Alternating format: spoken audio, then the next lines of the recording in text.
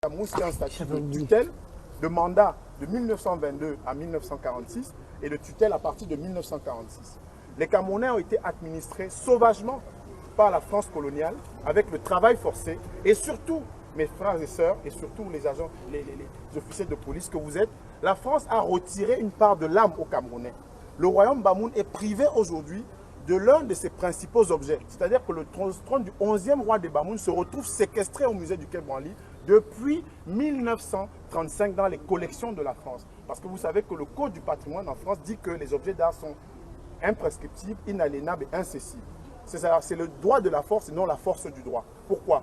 Parce que le trône du 11e roi des Bamoun, c'est un trône en l'honneur de sa mère et de sa grand-mère. Ça s'appelle Mandou Yenou.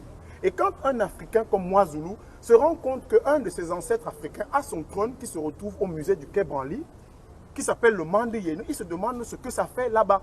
Ce d'autant plus que le président Emmanuel Macron à Ouagadougou, en novembre en 2017, le président Macron s'était déjà engagé pour la restitution à notre continent, le continent berceau de l'humanité qui est piétiné par le Code noir de Colbert qui a dit que ceux qui y venaient étaient des choses, des marchandises, article 44, je cite, eh bien il a dit que le continent africain va être restitué dans sa dignité, dans son âme.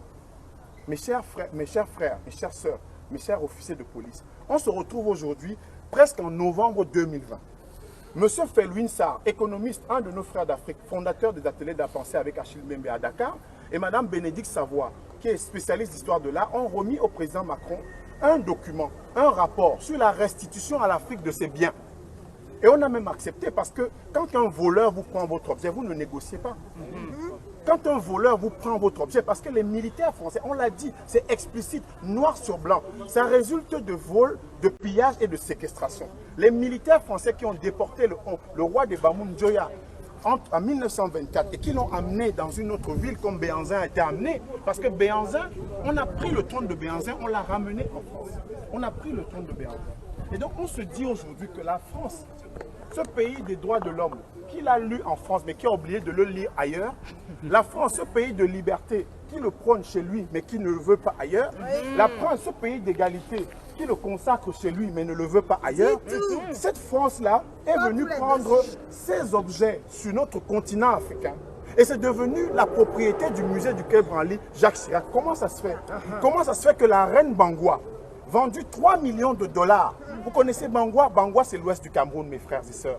L'ouest du Cameroun, c'est comme beaucoup de régions Cameroun pauvres. Et on retrouve la reine Bangoua au Quai Branly aujourd'hui, 3 millions de dollars. Ça fait 3 millions d'euros, 2 milliards de francs CFA. Vous imaginez que ça peut transformer Bangoua correctement? Parce qu'avec 3 millions d'euros, même dans une commune française, on change la vie des gens. Donc la reine Bangoua aujourd'hui est exposée au musée du Quai Branly. On va payer 15 € chacun pour aller visiter la reine Bangoua. Quelque chose qui nous appartient. Les Bangoua sont en train de croupir dans la misère là-bas. Ils ont été dépossédés de leur âme, de leur dignité et maintenant de leurs biens. Et ça se retrouve en France. Donc c'est pour ça que quand vous voyez tout ce monde, qui ne sont pas des sauvages, qui ne sont pas des oisifs, qui ne sont pas des gens, comme on dit, méchants, parce que c'est des Africains noirs, nègres, qui sont dans des coteries de mouvements de revendication communautaristes. Non, nous ne le sommes pas. Nous sommes simplement venus dire qu'un dimanche matin, un homme, un enfant de l'Afrique, qui vient dire au président du musée du Quai Branly, c'était Stéphane Martin avant, maintenant c'est un néo-calédonien français qui est devenu président, vraiment pour colorer un peu l'image du Quai Branly, eh bien, on est en train de dire que ce matin, moi, Zoulou peut entrer en prison. Moi, Zoulou peut aller en prison. Alors que les masques Pounou, les masques Tchokwe, les masques Bamoun, les masques Kom, les masques Mboshi, les masques Zoulou, les masques Glélé, les masques Dan, qui ont inspiré Picasso. Quel est ce pays où Picasso est le plus grand peintre de l'histoire de l'humanité? Et c'est grâce à l'Afrique que Picasso est devenu Picasso. Mais pourquoi vous voulez envoyer notre frère en prison au lieu de lui dire merci? Comment on envoie moi Zoulou en prison au lieu de lui dire merci?